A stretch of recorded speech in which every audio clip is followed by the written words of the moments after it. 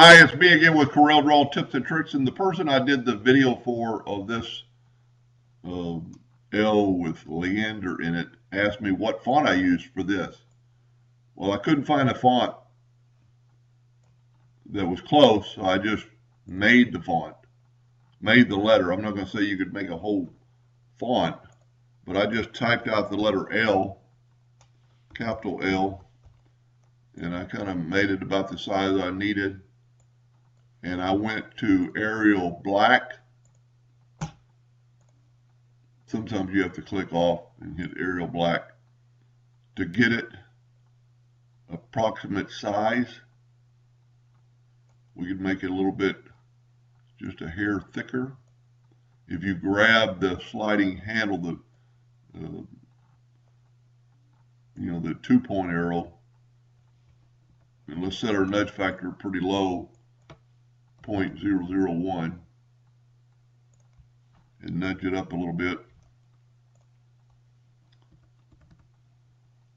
and that's good enough for the video.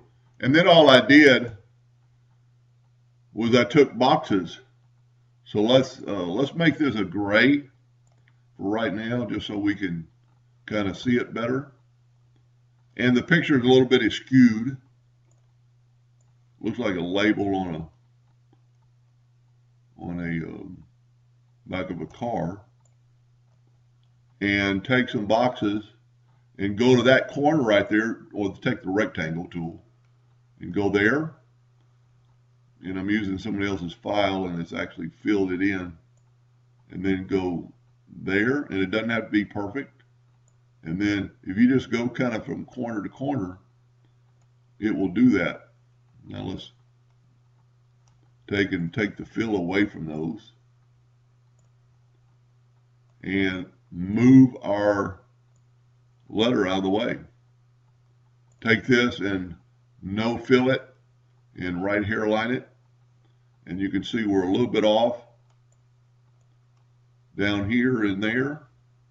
That's easily fixed with the shape tool. Tell you what, it'd be easier to take the whole thing, select it all, arrange and convert it to a curve. Go back, zoom in, and let's take our shape tool. Let's zoom in here a little bit, and let's work on the bottom first. Let's grab these two nodes, and we got our nudge distance set on real low, and just nudge it till it hits that line. Let's grab just that node, hold down the shift key and grab that node, so you're not going to grab that other node. Let me do it again, hold down the shift key and then cursor this one up. And I think this one, can't really tell her what I did. That one's on the same plane as the bottom of the L. So what I would do is bring in an indexing line and snap it to right there. Grab with the shape tool, click on it, grab those two nodes, holding down the control button so you'll go straight up. And that's pretty good. Let's get rid of our indexing line. Take the pick tool, select on it, select all your objects and weld it together.